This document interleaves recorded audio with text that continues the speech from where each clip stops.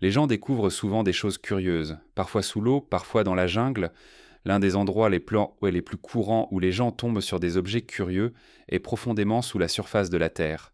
Voici les 20 choses les plus étonnantes trouvées enterrées sous terre. Numéro 20. Le cimetière de l'expédition Franklin.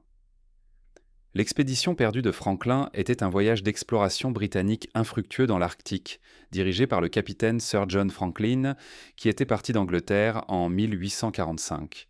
Franklin était un officier de la Royal Navy et un explorateur expérimenté qui avait précédemment participé à 3 expéditions dans l'Arctique, les 2 dernières en tant que commandant en chef. Sa 4e et dernière expédition a commencé alors qu'il avait déjà 59 ans, avec l'objectif de traverser et d'explorer le dernier tronçon du passage du Nord-Ouest encore inexploré. Franklin et les 128 membres de l'équipage sont morts lorsque leurs navires se sont retrouvés piégés dans la glace dans le détroit de Victoria, près de l'île King William, dans l'Arctique canadien. Avançons jusqu'en 1989, lorsque le petit-neveu d'un des marins nommé John Hartnell, Brian Spenceley, a décidé de chercher la tombe de son ancêtre. Ce que les scientifiques ont trouvé à l'intérieur de ce cercueil a choqué le monde entier. En approchant de l'île Beechey, au large de la côte de Nunavut, ils ont découvert 3 des tombes où les marins de l'expédition sont enterrés, y compris le capitaine Sir John Franklin. Et lorsqu'ils ont commencé à creuser à travers la glace, ils ont découvert que les corps ne s'étaient pas décomposés.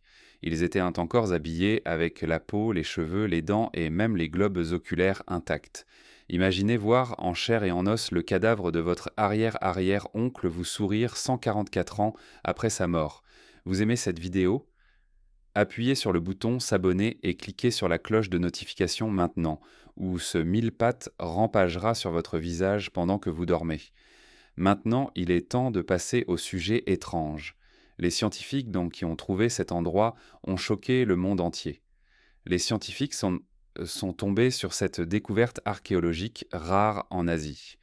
Comme vous pouvez le voir, c'est une sorte de tombeau épique avec de nombreux corps à l'intérieur. Ils ont l'air paisibles, mais il est difficile de savoir s'ils sont morts comme ça ou s'ils ont simplement été posés tristement, probablement la dernière option. Pourquoi cette tombe était-elle ici et qui étaient ces personnes ? Nous ne le saurons peut-être jamais. Comme toujours, faites-nous part de vos réflexions dans la section des commentaires ci-dessous en utilisant le hashtag sujet étrange. Numéro 19. Un couple californien trouve 10 millions de dollars en pièces d'or enterrées dans son jardin. Ce couple du nord de la Californie peut se considérer comme chanceux. Ils sont tombés sur une véritable aubaine moderne en promenant leurs chiens sur leur propriété dans le pays de l'or. Le butin se composait de pièces d'or extrêmement rares en état de neuf, enterrées à l'ombre d'un vieil arbre. Il y avait 1427 pièces, pour être précis, toutes datant de 1847 à 1800, 94 et non circulées. Même si la valeur faciale des pièces ne s'élève qu'à environ 27 000 $, certaines des pièces les sont si incroyablement rares que des experts en numismatique disent en plus qu'elles pourraient atteindre presque 1 million de dollars chacune.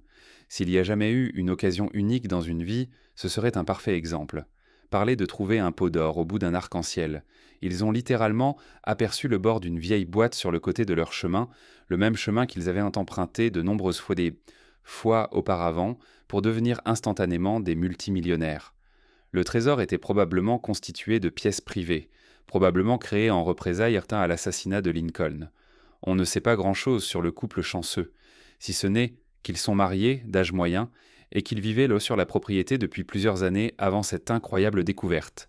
Ils choisissent de rester anonymes. Honnêtement, on peut les comprendre. Personne ne veut d'un phénomène de ruée vers l'or renouvelé sur sa propriété, n'est-ce pas ? Numéro 18. 3 épaves de navires romains trouvées enterrées en Serbie. Des mineurs de charbon en Serbie ont récemment découvert une surprise inattendue. 3 navires probablement de l'époque romaine enterrés dans la boue d'un ancien lit de rivière depuis au moins 1300 ans.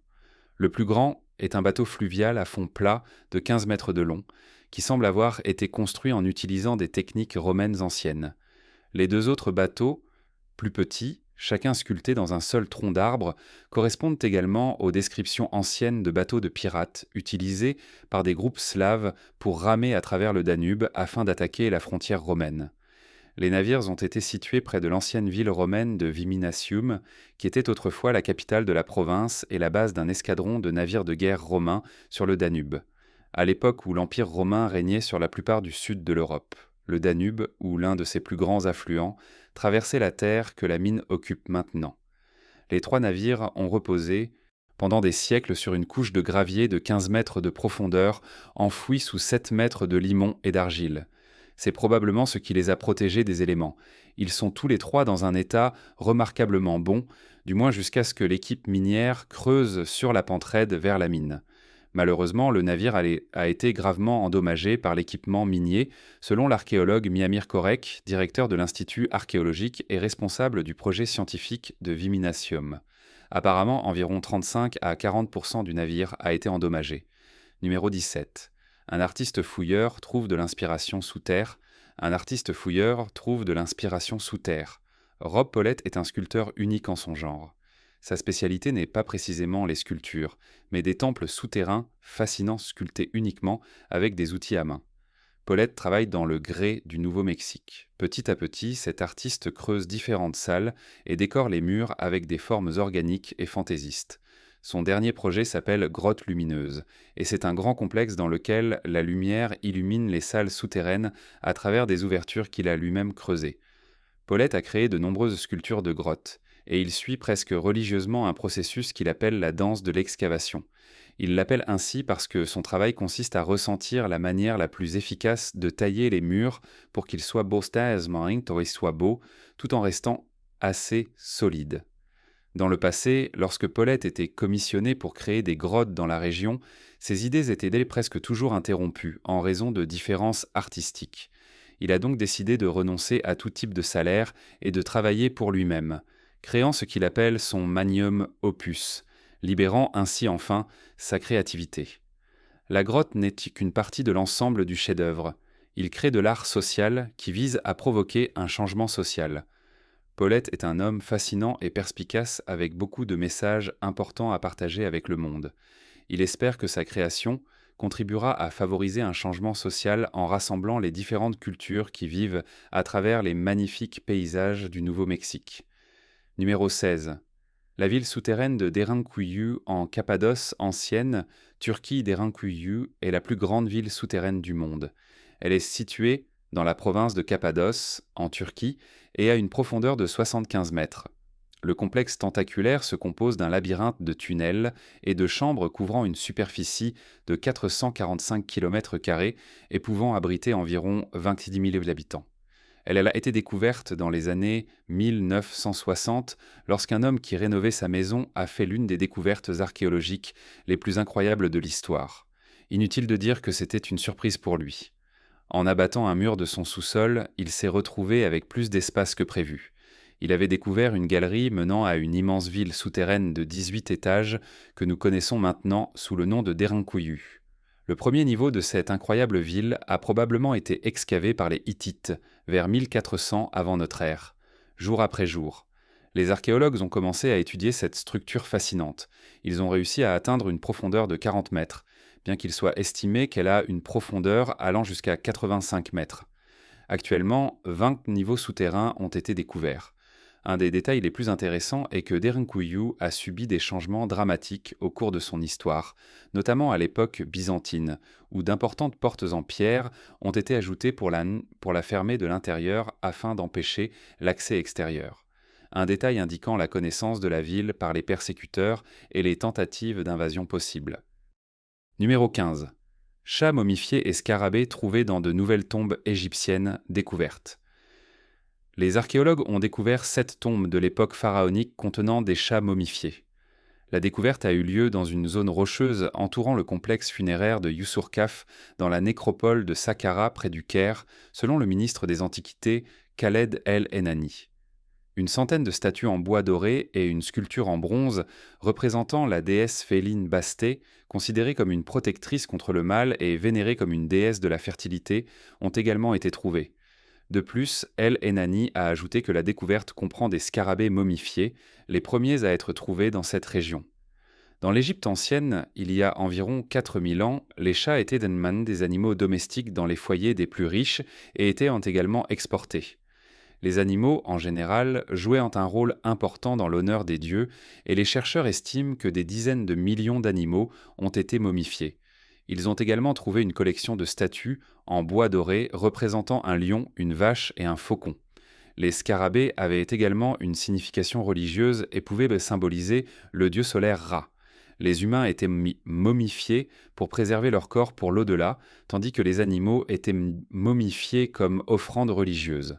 De plus, des sarcophages en bois ornés de serpents contenant des momies ont également été récupérés, ainsi que 2 sarcophages en bois de crocodile et des centaines d'amulettes dédiées à divers dieux.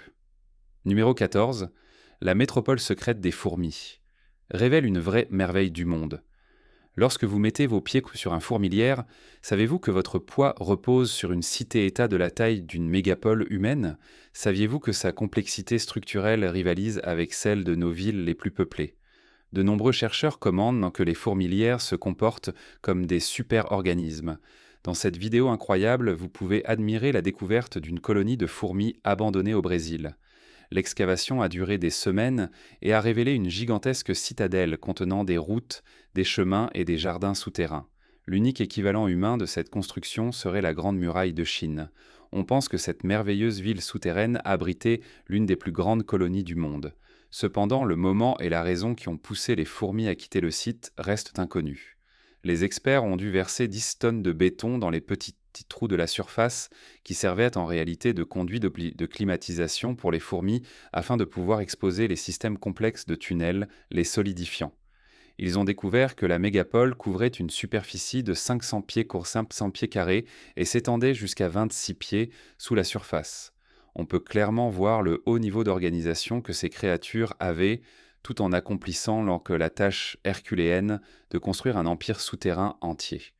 Le réseau était soigneusement conçu pour fournir une bonne ventilation en combinaison avec les itinéraires de transport les plus courts. Ce n'est pas pour rien que les fourmis sont connues pour être les deuxièmes sociétés les plus complexes sur Terre, seulement rivalisées par la nôtre.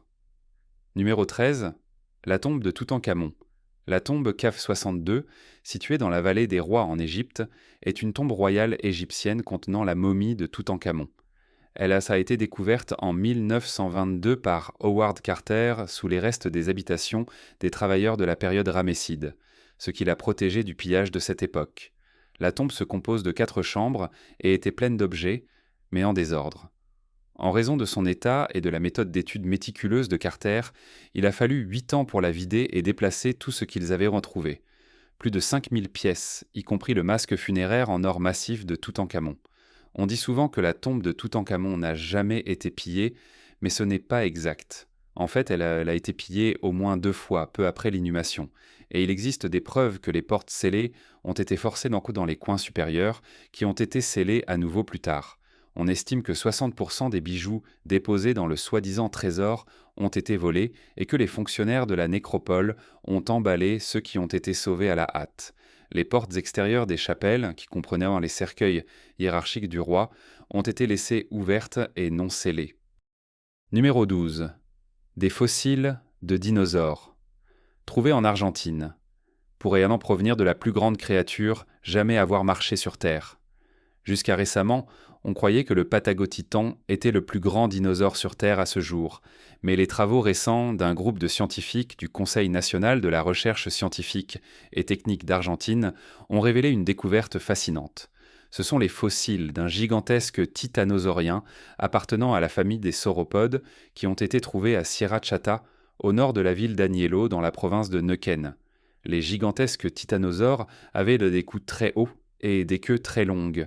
On estime qu'ils pouvaient mesurer jusqu'à 20 ou 25 mètres et peser plus de 40 tonnes. Certaines estimations vont jusqu'à 100 tonnes. Ils avaient des jambes en forme de piliers et vivaient à l'époque du Crétacé, avec une présence marquée en Amérique du Sud, en particulier en Patagonie argentine il y a environ 100 millions d'années. À partir des fossiles de ce dinosaure herbivore, des vertèbres et quelques os pelviens du géant peuvent être distingués. Même si le reste du squelette a été exhumé, ceci constitue une preuve suffisamment importante pour spéculer sur les dimensions originales de l'animal. Selon les scientifiques, ces restes osseux franchissent la barrière des records qui étaient comptes détenus jusqu'à présent dans l'évolution du gigantisme des sauropodes. Numéro 11. Le champ des jarres. C'est un complexe culturel historique dans le nord du Laos qui concentre des milliers de récipients en pierre en forme de jarres dispersés sur le plateau de Jangwang, dans les hautes terres du nord du Laos. Les archéologues croient que ces récipients en pierre ont été créés il y a 1500 à 2000 ans par les anciens habitants de la région, dont la culture et le mode de vie sont inconnus. La plupart des matériaux excavés datent de 500 à 800 avant Jésus-Christ. Les anthropologues et les archéologues ont théorisé qu'ils auraient pu être utilisés comme récipients funéraires ou urnes funéraires, ou même comme conteneurs pour stocker de la nourriture. Les légendes locales parlent d'une race de géants dont le roi, Kun Chong, était un grand guerrier qui, après un combat singulier, réussit à remporter une bataille importante. Et pour le commémorer, il fit fabriquer des milliers de grandes jarres en pierre pour stocker de grandes quantités de lao lao, une liqueur de riz typique avec laquelle inviter ses vassaux lors de festins sans fin. La première européenne à les étudier fut l'archéologue française Madeleine Colany, qui les découvrit pour l'Occident en 1930. Au cours des fouilles, des os humains furent retrouvés dans une grotte dans la vaste lande, certains d'entre eux calcinés et des cendres, d'où la théorie d'un possible usage funéraire. Pendant la guerre du Vietnam, une bombe américaine endommagea la grotte utilisée par les Pathet de Lao comme refuge. Numéro 10. L'Égypte ancienne. Du fromage découvert dans une tombe de 3200 ans. En 2010, la tombe de Ptolemy a été mise au jour après avoir passé plus d'un siècle cachée. Elle avait été trouvée pour la première fois en 1885, mais a été recouverte à nouveau par le sable du désert plus d'un siècle plus tard. Le monument mortuaire de cet haut fonctionnaire égyptien gardait un secret qui, des années plus tard, est devenu public.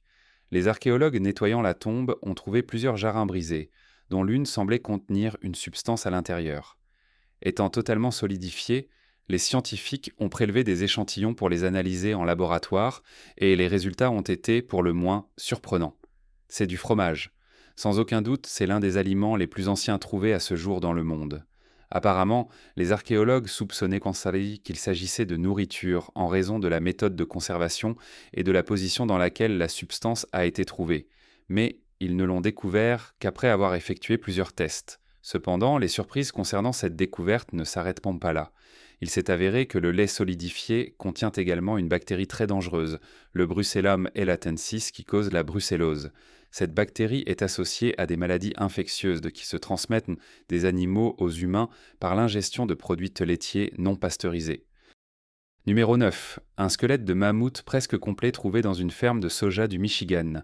James Bristol creusait dans un champ de soja qu'il possédait avec un ami dans le sud du Michigan, aux États-Unis, lorsqu'ils déterrèrent ce qui ressemblait à une clôture tordue recouverte de boue.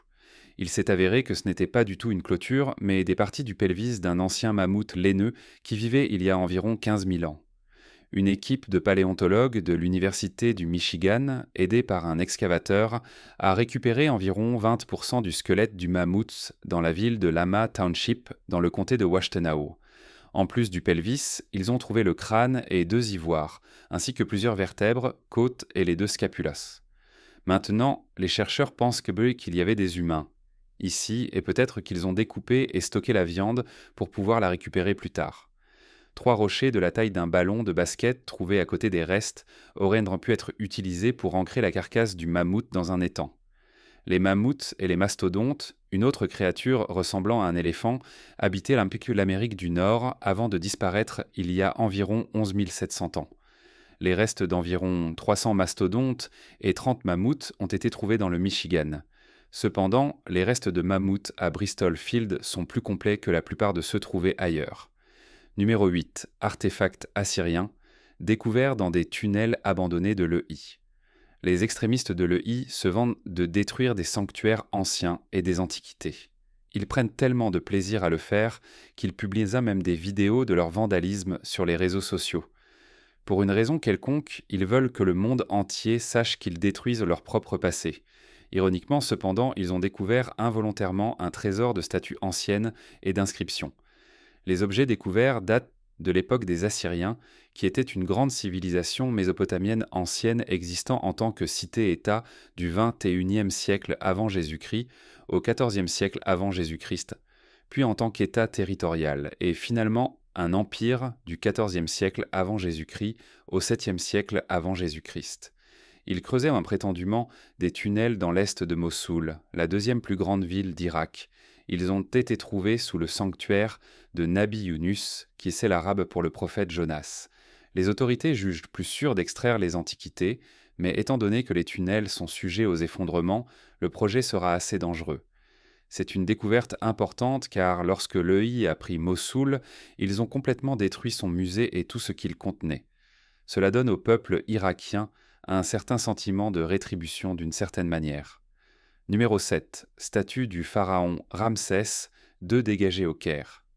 Des archéologues égyptiens et allemands ont découvert des fragments d'une énorme effigie de Ramsès II, l'un des pharaons les plus puissants de la 19e dynastie, dans un trou de boue au Caire, la capitale égyptienne. La découverte a eu lieu dans le quartier populaire de Mataria et a immédiatement commencé l'extraction des restes de la statue pharaonique qui date de plus de 3000 ans et était faite de quartzite, une pierre dure composée principalement de grains de quartz. Le torse, des parties de la tête, de la couronne et des yeux ont été dégagés de la boue, bien que l'extraction ait suscité de vives critiques dans les médias égyptiens, car les autorités ont utilisé un excavateur de construction lourd qui pouvait endommager l'ancienne statue. Mahmoud Afifi, responsable du ministère des Antiquités du pays, a expliqué que ce type de machine n'était utilisé que pour retirer la tête, car c'était la partie la plus lourde, mais que des barres en bois et en liège avaient été placées pourtant pour garantir que les pièces ne soient pas endommagées. La statue a été trouvée dans une cour près des ruines du temple dédié au soleil, fondé par Ramsès II, mieux connu sous le nom de Ramsès le Grand, qui régna sur l'Égypte pendant environ 68 ans et fut l'un des pharaons ayant régné le plus longtemps, car on pense qu'il a vécu jusqu'à 90 ans. Son règne, qui dura de 1279 à 1213 avant Jésus-Christ, marqua le dernier sommet du pouvoir impérial de l'Égypte. Numéro 6. Un homme découvre un abri anti-aérien complet de la Seconde Guerre mondiale sous son allée à Luton. Simon Marc, un résident de Luton âgé de 37 ans, s'est retrouvé dans les gros titres du monde entier à cause de quelque chose qu'il a trouvé dans son allée. Tout a commencé un jour où il pensait avoir roulé sur le parterre de fleurs lorsque le roues de son Vauxhall Zafira noir se sont coincées dans un trou mystérieux devant chez lui. Il a appelé son père, Gerald, pour qu'il vienne l'aider à comprendre ce qui se passait. En commençant à déblayer la boue et la terre, ils ont réalisé qu'ils se tenaient sur l'entrée d'un abri anti-aérien de la Seconde Guerre mondiale. En fait, toute la maison était construite au-dessus. Ils ont continué à déblayer la boue, mais l'abri était beaucoup plus grand que prévu. Sa maison de 400 000 livres couvrait en réalité un abri anti-aérien de 2 pièces. Ce qui semblait d'abord être un trou d'effondrement s'est avéré être un site historique. Après cet événement, ils ont cherché des informations sur Google et ont découvert qu'il y avait plusieurs abris dans la région. Celui sous son allée est en parfait état. Ils pensent que les anciens propriétaires ont décidé de construire un abri après qu'une bombe allemande soit tombée un peu trop près de la maison pour leur confort. Et qui pourrait le blâmer, n'est-ce pas ? Numéro 5. Fossiles de baleines anciennes trouvés dans le désert de la vallée des baleines. Wadi el-Hitan, Égypte. La vallée des baleines est une région du gouvernorat de Fayoum dans le désert occidental de l'Égypte, qui contient d'importants restes fossiles des ancêtres des cétacés modernes.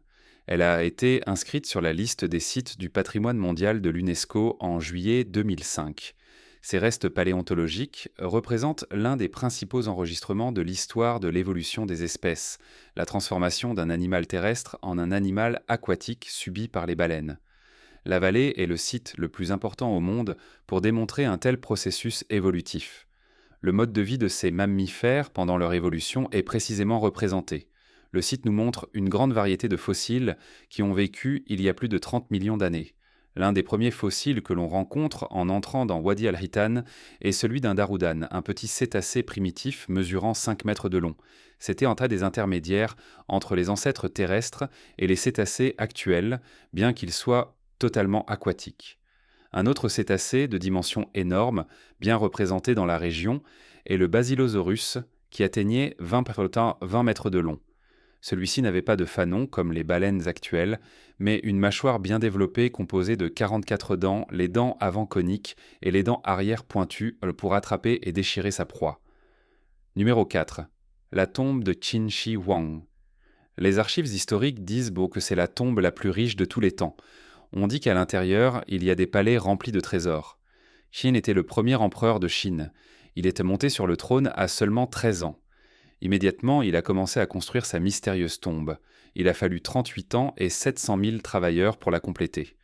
Le mausolée souterrain de l'empereur Qin a été découvert en 1974 par 5 frères. Gardant la véritable tombe, il y avait 7000 guerriers en terre cuite pour protéger leur maître pour l'éternité. Et aux portes de la chambre, des pièges avaient été fabriqués pour tirer des flèches à quiconque osait entrer. Avec une telle démonstration d'agression, iriez-vous encore à l'intérieur ? Les 5 frères l'ont fait, mais ils allaient bientôt le regretter. Ils ont commencé à ressentir un certain malaise sur le site, et après l'excavation, ils ont tous plutôt que prévu souffert d'une mort prématurée. Dans la chambre des guerriers en terre cuite, il y a une simulation des 2 rivières de Chine, mais on pense que ce qui circulait n'était pas de l'eau, mais du mercure liquide qui aurait tué quiconque y mettait les pieds. Et si cela ne tuait pas, cela les rendrait au moins fous pour toujours. Les portes de la tombe où se trouvent ces restes de l'empereur n'ont jamais été ouvertes. Personne ne sait ce qui pourrait se cacher derrière elles. Les autorités chinoises le refusent de les ouvrir par respect pour l'empereur. Numéro 3. Le trésor d'or de Staffordshire. Le trésor anglo-saxon trouvé sous terre dans un champ à Staffordshire est considéré, selon les experts, comme le nouveau joyau de la couronne de l'archéologie dans les îles britanniques. Il se compose de 1500 pièces d'or et d'argent qui, en l'absence d'analyse définitive, dateraient du 7e siècle de notre ère. La découverte est due à Terry Herbert, l'un des amateurs qui recherche des trésors avec un détecteur de métaux.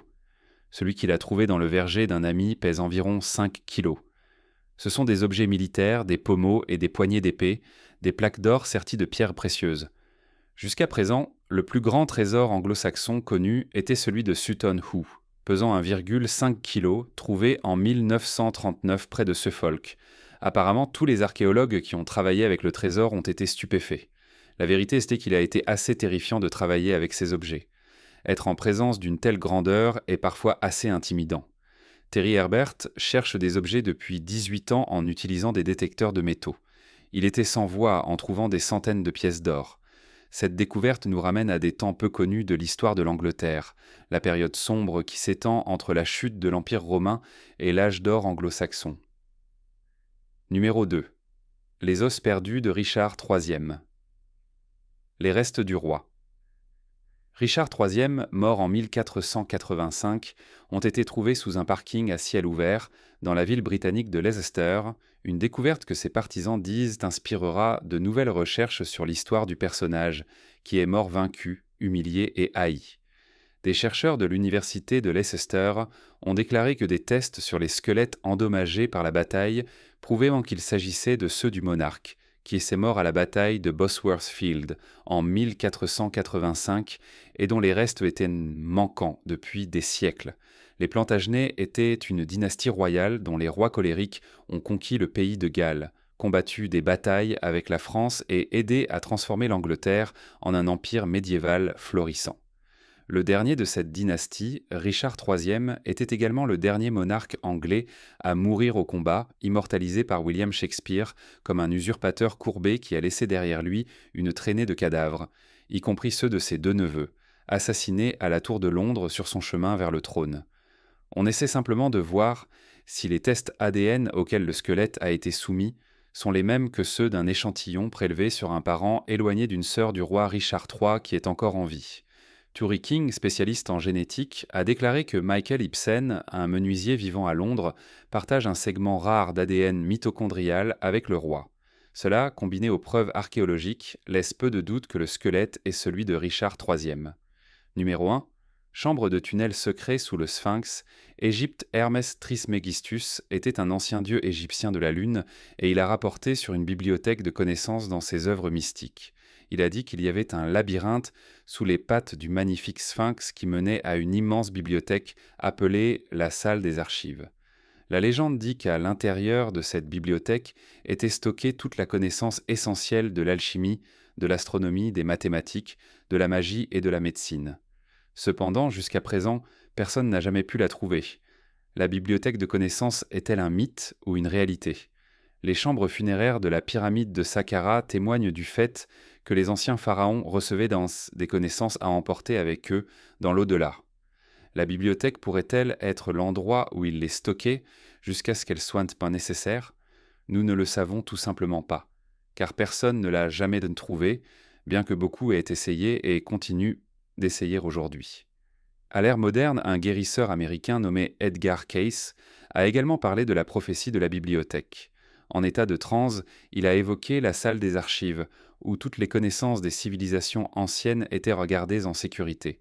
Cayce croyait qu'il était la réincarnation d'un grand prêtre ayant vécu dans la ville perdue d'Atlantis, et il affirmait avoir été à la bibliothèque dans sa vie antérieure. Il a écrit qu'il y avait un passage secret qui partait de la patte droite du sphinx menant à la chambre souterraine. Je ne sais pas pour vous, mais je n'avais aucune idée que le monde avait encore tant de secrets fascinants cachés. C'est incroyable de se demander ce que nous allons encore découvrir à l'avenir. Qu'aimeriez-vous que soit la prochaine grande découverte? Parlez-nous-en. Consultez également nos autres contenus intéressants qui apparaissent un peu à l'écran en ce moment. À la prochaine fois.